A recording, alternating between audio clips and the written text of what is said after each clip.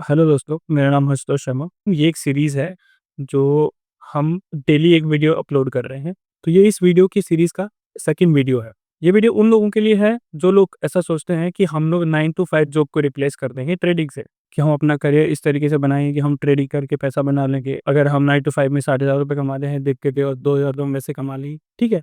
तो वो जो मेंटालिटी है, उन लोगों के लिए मेरे वीडियो को बनाना ज़्यादा बेटर लगता है। देखो, मेन चीज़ क्या है ना, अगर आप 9 टू 5 ऐसा सोच रहे हो, 9 to 5 is going very hard for you, तो मैं क्लियरली एक मतलब एक हार्श ट्रूथ है ये कि ट्रेडिंग जो है वो उससे भी हार्ड बढ़ेगा। इफ यू आर रेडी कि आप नेक्स्ट 4 या 5 इयर्स के लिए कंटिन्यूअस रेगुलर 12 से 14 घंटे अगर आप काम कर सकते हो, ट्रेडिंग से रिलेटेड चीज़ें सीखना, बैक टेस्ट करना, फॉरवर्ड टेस्ट करना, प्रैक्टिकल करना, सिमुलेशन पे काम करना, अगर ये सारी चीज़ें अगर आप कर सकते हो, और ये बहुत बेसिक चीज़ें बोली आपको मैंने, स्ट्रैटेजीज़ को लर्न करना, उनको डिफाइन करना, एक्यूरेसी चेक करना, बहुत सारी चीज़ें हैं। अगर ये सब चीज़ें कर सकते हो आप नेक्स्ट 4 इयर्स के लिए, 5 इयर्स के लिए, दिन के 12 से 14 घंटे सोचना इस चीज़ के बारे में कि आप अपनी 9 टू 5 जॉब छोड़ के ट्रेनिंग के अंदर आ सकते हो। जिसके अंदर आपकी पर्सनल लाइफ भी हिट होगी, बिकॉज़ वर्क लाइफ बैलेंस है कुछ नहीं है कि आपको टाइम टू टाइम सब कुछ हो जाएगा। और ये जो मिसकंसेप्शन है, जो आप बहुत से लोग सोचते हैं 10 मिनट में इतना पैसा बन जाता है, 1 पीरियड में इतना पैसा बन जाता है, वो सब बहुत बाद की बात है। अब ये तो हो गया पहली प्रॉब्लम। प्रॉब्लम ये थी कि जो लोग 9 टू 5 को रिप्लेस करना चाह रहे हैं ट्रेडिंग से, बहुत सारे लोग तो इस चीज़ को पता नहीं गलत समझेंगे, सही समझेंगे, बट यही रियलिटी है। अब इस रियलिटी को अगर फॉलो करते हुए चले, फिर भी लोगों का एक बहुत होता है कि लोगों के अंदर एक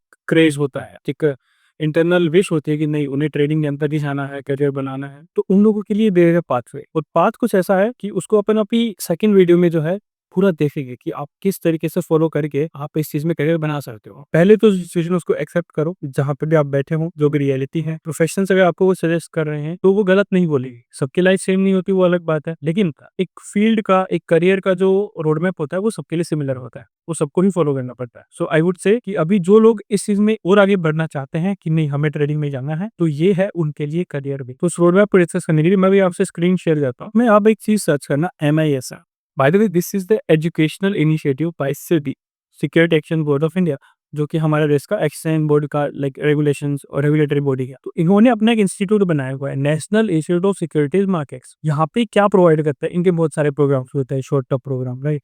अगर आपको स्किल्स डेवलप करनी है उनसे लेके, एक ये सर्टिफिकेशन डिस्ट्रीब्यूट करती है। इंडिया के एजुकेशन सिस्टम में अभी तक ऐसा कुछ भी नहीं आया है जिससे कि लोग लाइक 10th के बाद, 12th के बाद एक करियर बना सकें इस चीज़ को। ट्रेडिंग के अंदर जाना है तो वो स्किल्स को डेवलप कर सकें, या इवन कोई एक ऑफिशियल एजुकेशन ले सके, कोई ऐसी डिग्री भी नहीं है। लेकिन जो अवेलेबल है वो है NISM, और NISM क्या प्रोवाइड करता है? सर्टिफिकेशन। डेडिकेटेड क्या होता है, बहुत से लोगों को, अब एक फाइनेंस बहुत वाइड फील्ड है। इस वाइड फील्ड में क्या है ना कि अपने पास ट्रेडिंग भी है, इन्वेस्टिंग भी है, म्यूचुअल फंड्स है, इन्वेस्टमेंट बैंकिंग है, बहुत सारे अलग अलग फील्ड्स है, सब फील्ड्स बोल सकते हैं। अब देखना क्या है कि आपको किस फील्ड में जाना है। हर फील्ड के लिए NISM सर्टिफिकेट प्रोवाइड करता है। This is a government body, और आपको जो सर्टिफिकेशन मिलेगा वो भी NISM का, जो कि सभी की एजुकेशनल बॉडी है। और आगे देखेंगे कि इसमें क्या-क्या सर्टिफिकेशंस के बेनिफिट्स हैं। तो सबसे पहले तो आपको NISM पे जाना है। Now you have to decide कि आपको इन्वेस्टमेंट साइड जाना है या ट्रेडिंग साइड जाना है। उन सारी चीज़ों को एक्सप्लोर करते हैं, कितने कोर्सेज़ हैं, क्या है। चाहिए सबसे पहले आता है सर्टिफिकेशंस पे। अबाउट NISM के बारे में लिखना है, आप थोड़ा और देख सकते हैं।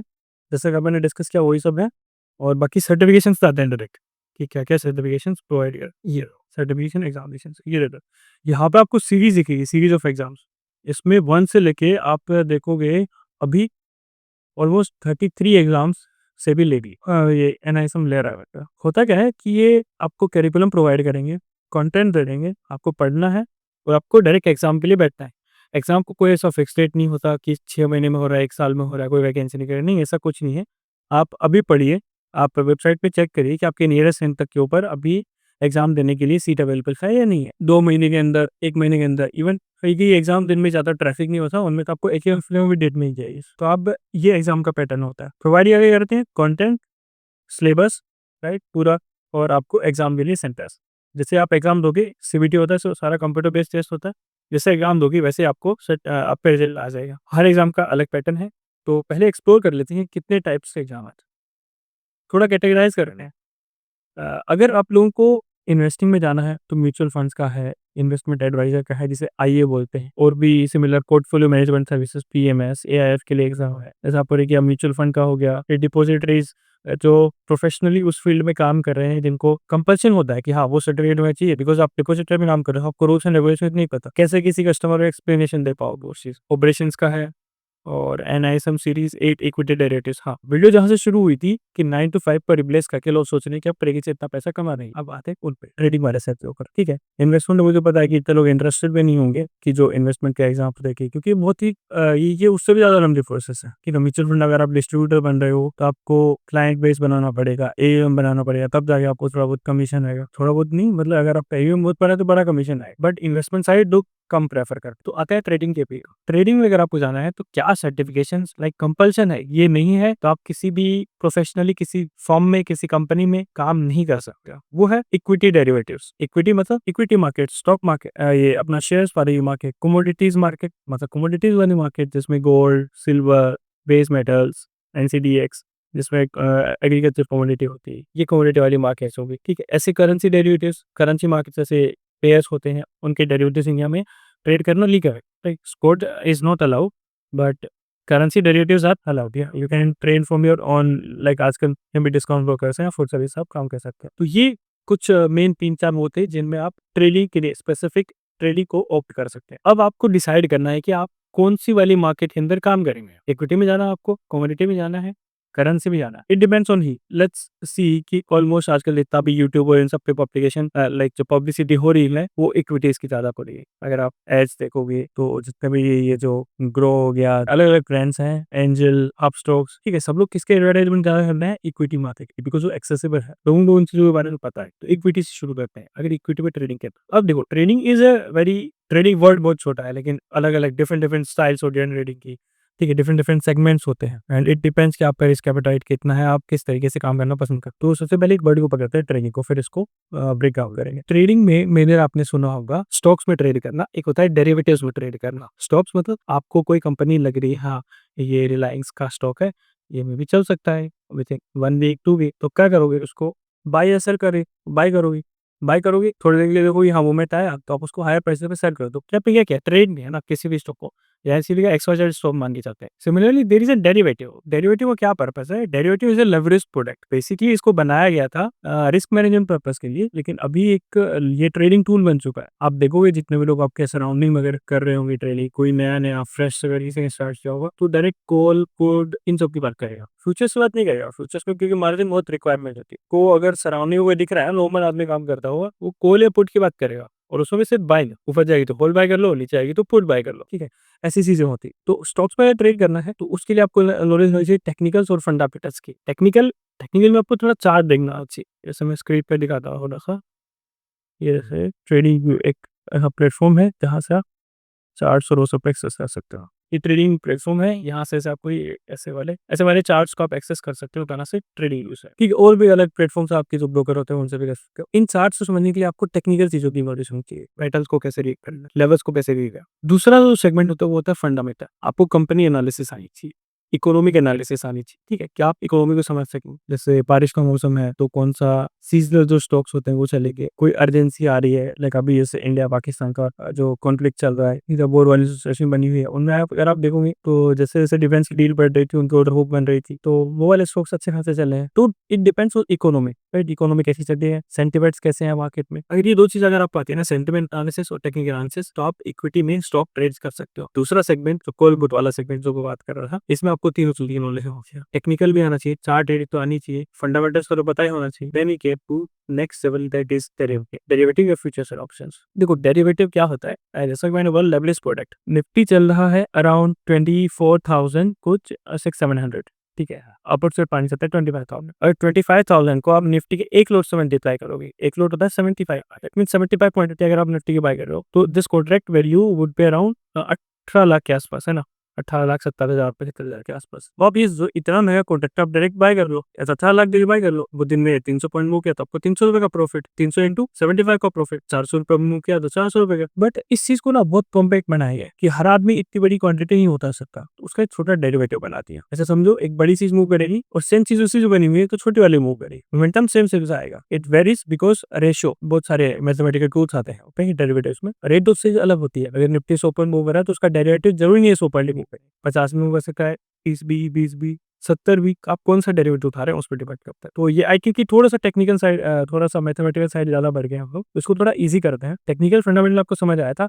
चार्ट की नॉलेज और सेंटिमेंट्स की नॉलेज। डेरिवेटिव्स को आते हैं टेक्निकल और जो फंडामेंटल जैसे आपको क्लियर होता है, आप डेरिवेटिव सेगमेंट में मूव करते हो। डेरिवेटिव्स आपको थोड़ी मैथ समझनी होती है, और ये भी एक फैक्ट है, अगर आपको थोड़ा मैथ्स का आइडिया नहीं है तो कहीं ना कहीं आपको डेरिवेटिव में बहुत सारी प्रॉब्लम फेस करनी पड़ेगी। आप यूट्यूब पे देखो तो बहुत सारे कोर्सेज देखो, अगर आपको लोग इन्फ्लुएंस कर रहे हैं तो वो आपको बोले कि हम आपको ट्रेडिंग सिखा देंगे, ये कर दें वो कर देंगे। आई वुड से कि भाई अगर आपकी मैथ्स वीक है तो आपको डेरिवेटिव्स में नहीं घुसना चाहिए। आपकी बहुत अच्छी पकड़ होगी मार्केट में कि आपको फंडामेंटल्स आते हैं, आपको टेक्निकल्स आता है, चार्ट ट्रेड करने, तो आप जाओ ना इक्विटी साइड जाओ ना, डेरिवेटिव में मूवमेंट ही नहीं समझ पाओगे आप। तो डेरिवेटिव क्या होता है, दो टाइप के कॉन्ट्रैक्ट होते हैं। डेरिवेटिव इज लाइक कॉन्ट्रैक्ट, दो कॉन्ट्रैक्ट पेपर है, एक का नाम होता है हम फ्यूचर, एक का नाम होता है ऑप्शन। फिर ऑप्शन के भी अपने दो टाइप होते हैं, कॉल और पुट। डेरिवेटिव की ओवरऑल ये स्टडी थी, सबसे पहले डेरिवेटिव्स, फिर दो पार्ट फ्यूचर ऑप्शन, फिर ऑप्शन के भी दो पार्ट कॉल और put, future and type of contract हो। वाई एम सही लेवरेज पुट है, जो निफ्टी जो 18 लाख का कॉन्ट्रैक्ट था, अगर आप उसका फ्यूचर खरीदने जाओगे ना तो आपको मिल जाए 1,80,000 रुपए, ऑलमोस्ट 10% की मार्जिन पे। और ये मार्जिन कैसे कैलकुलेट होता है, वैल्यू एट रिस्क, कि निफ्टी अगर एक दिन में 10% का मूव दे देगी तो इतना नुकसान हो सकता है किसी को, तो वो आपसे उतना ही मार्जिन देता है, value at risk.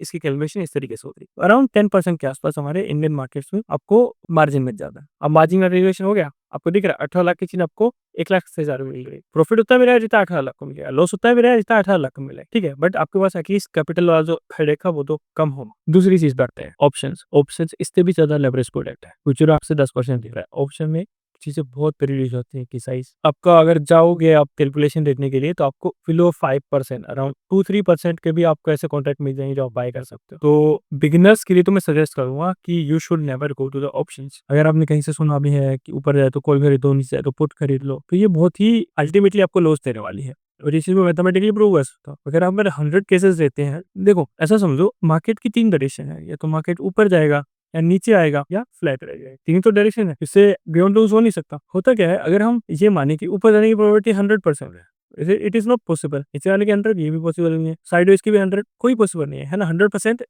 Guaranteed accurate ये सारी चीजें मार्केट में एग्जिस्ट नहीं करती। तो let's come to the point कि कैसे कैसे डिवाइड करें। हम बहुत ही जनरलाइज वे में काम कर रहे हैं और खाली एक ब्लैंक माइंडसेट से सोचते हैं। मार्केट की 3 डायरेक्शन है ना, तो हम तीनों को बराबर टू रेट कहते हैं। बराबर कितना दिया, 33.3, 33.3, 33.3, तीनों को डिवाइड होगी। अब कोई बंदा ऑप्शन बाय कर रहा है तो क्या बोल रहा है, इट इज लाइक बेटिंग, है ना।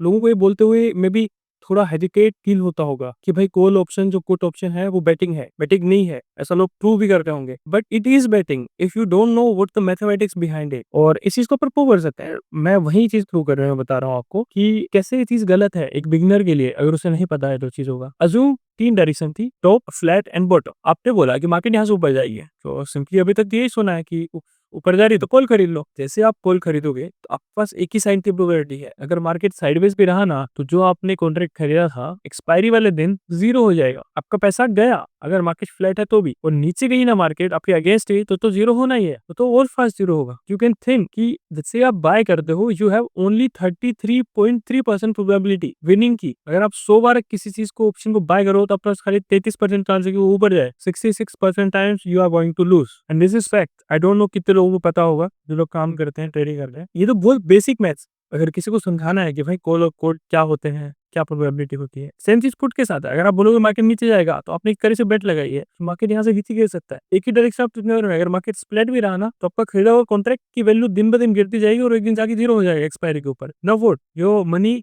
बिकेम जीरो, और अगेंस्ट किया तो और फास्ट जीरो होगा। तो आई होप आपको समझ आया होगा कि अगर ट्रेडिंग के अंदर जाना है तो आपके पास दो फील्ड्स है।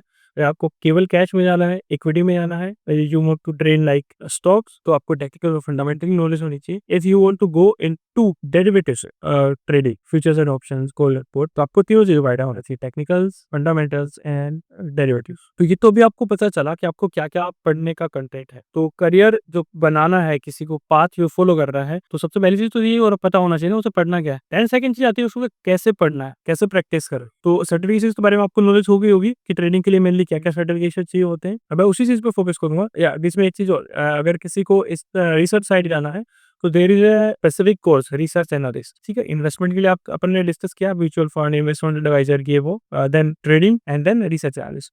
तो 3 कैटेगरी है, ठीक है, रिसर्च वाइज हो जाना है। इतना डिस्कशन आई होप आज के लिए काफी है, ठीक है। नेक्स्ट वीडियो अपन कंटिन्यू करेंगे और उसमें ये देखेंगे कि जो चीजें अपन ने डिस्कस करी है इनको किस तरीके से पढ़ा जाना चाहिए। अगर ये चीजें क्लियर होती हैं then after that we will start our complete course कि अपने को कहाँ से शुरू करना और वो सब। तो आई होप कि आज की वीडियो में आपको समझ आया होगा क्या क्या पढ़ना है। कल का जो वीडियो होगा ना उसको अपन इस चीज को कंटिन्यू करेंगे और ये देखेंगे कैसे पढ़ना चाहिए। किसी हवा हवा में सब कुछ नहीं होता। ये जो एफर्ट्स हम डाल रहे हैं ये बेनिफिशियल होंगे। किसी को करियर पाथ मिलेगा, किसी को सच्चाई मिलेगी, सच्चाई का सामना होगा कि क्या चीज ट्रू है क्या फॉल्स है, रियलिटी मिलेगी in form of numbers, probability, statistics, कितनी आपकी सक्सेस की प्रोबेबिलिटी, कितनी फेलियर की प्रोबेबिलिटी। तब तक के लिए बाय।